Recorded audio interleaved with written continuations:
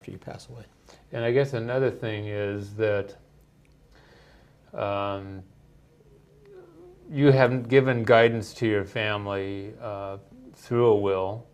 For example, I guess we'll talk a little bit later, but like burial instructions or how you want your funeral to be handled. There may be other details that you can provide a lot of information about in a will or in other documents that you prepare related to your estate plan. And they may be flying blind, and they're making decisions, again, without the benefit of your guidance. And actually it can be worse than that, Michael. I mean, I see cases, because I also do probate, and, yes. and these intestate cases go through probate. But you have situations where you'll have people come in and one person will say, well, he told me this was what he was going to do, or she told me that was going to be left to me. And so you create expectations in people by what you say, and then if you haven't written it down, it doesn't necessarily happen that way. So it creates a lot of controversy sometimes. People get mad. Right. Especially when you talk about money or heirlooms or right. what have you. It creates family issues. I was supposed to get grandma's ring. Right. Oh, Lord. Okay. So let's say you don't have a will again. How is an executor selected in that case? Right. Well, actually, there is not an executor if you don't have a will. There's some. It's called an administrator. Okay. Because when you're intestate, and what it requires is that somebody file a petition in the probate court to process your estate. If nobody does anything, and sometimes this happens as well, you have families who go through generations without ever really doing anything, and then you end up with title being in great-granddaddy's name, and if anybody actually wants to do something with the property at some point, they have a really large problem to solve because they've got probates going back several generations. So, but that happens. I've seen cases like that as well. But if somebody does file a petition for probate, which is what should happen, as long as there are assets that need to be probated, sometimes there are no assets that need to be probated. We'll talk about that also. But if there are assets that need to be probated, then someone should file a petition, and in that petition they ask that somebody be appointed the administrator. Probably the person filing the petition is asking to be appointed. If there's an argument about that, other people can also petition to be appointed in the same proceeding, and eventually the court decides, the judge decides who's going to be the administrator, or maybe co-administrators for an estate. Right. So again, these things, one thing they can do is generate a lot of legal fees because of people disagreeing about who should be the administrator. And so again, if you have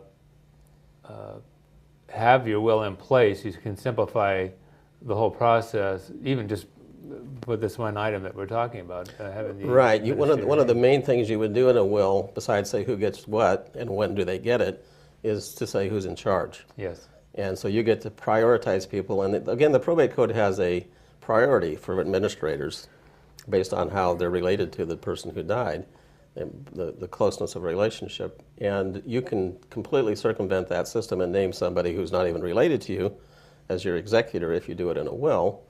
It still doesn't mean there won't be arguing about it. People can still argue. Yeah. But the priority that is given to the person you picked is very high priority, and it's almost sure to happen unless something's shown to be wrong with the person that you named.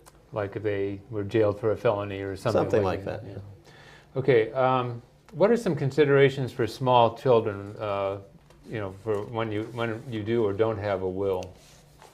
Well, as I said, this is one of the main things people are concerned about in estate planning. Yeah.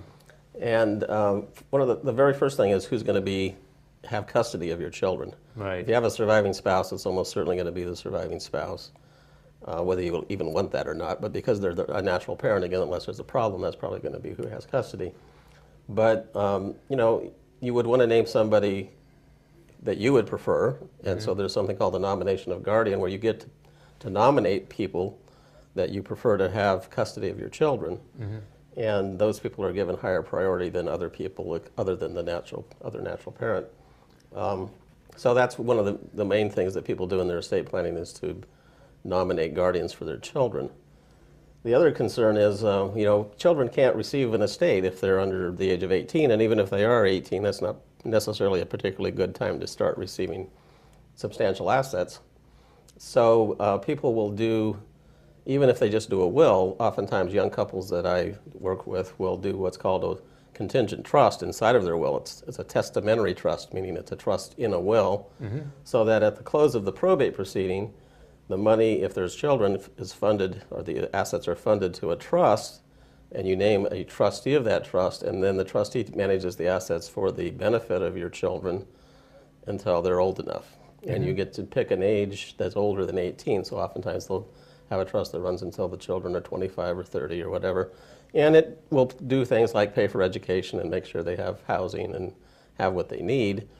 But rather than trying to give it to them directly, which you really can't do, you put it into a trust for their benefit. Right. And one thing, you may have somebody that you're really comfortable with as far as managing the assets, and you may have somebody else that you think would be a really great guardian for your children. They may be different people. Right, and sometimes it's a good thing to have different people, as long as they can work together. You don't want any enemies, but it's kind of like, you know, watching each other a little bit, so that the person raising the children, you know, is concerned about their welfare and their well-being, but isn't spending the money. The person spending the money is concerned about investing the money and making sure that it's not wasted. So you've got kind of checks and balances a little bit if you can find the right people to do that. Right. They don't have to be different people, but that's an option that you have. Right. Okay, so what are some other things you can do with a will, aside from naming an executor and setting up guardians for children and these trusts, for example, that we talked about? Right. Oftentimes people say things in wills, like you mentioned, having burial instructions, but mostly that really refers to things like cremation. Yes. That can be controversial as well, and if you really want to have that, it's a good thing to say that. I believe it's a good thing to say in a will, but it's also it's extremely important that the people who are going to be in charge of your affairs after you pass away know that that's what you want. Right. Because they aren't necessarily going to see the will the first day.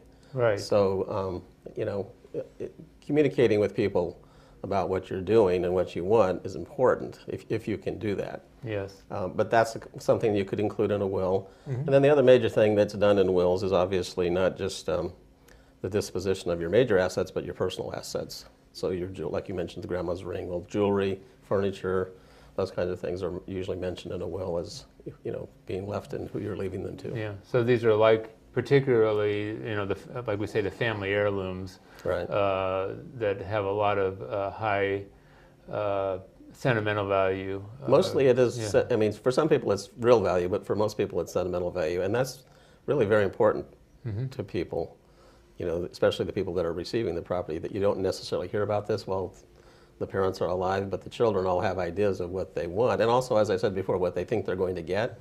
Yes. And so, again, communicating this is kind of important if you can do it. Right. And in writing. So, anyway, okay. Okay, and we also talked about maybe disinheritance. Right. Yeah, I mean, obviously, with an estate plan, as opposed to the probate code, you get to decide who you're going to leave your assets to.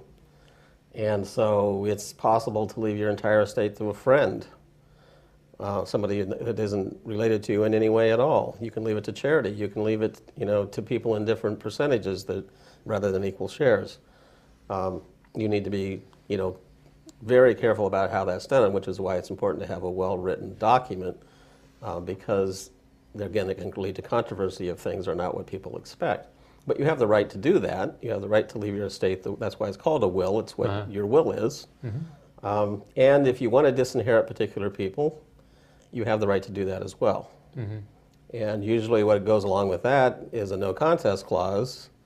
There's some new legislation on that issue. But the basic idea behind a no contest clause, which is very valid, is to say you put in a provision that says if you contest my will to your beneficiaries, then you get nothing. So if you have somebody who is going to get something, then they have a reason not to contest your will by doing that. So these are things you can put into documents that will make it more certain that things will happen the way you want them to. Okay.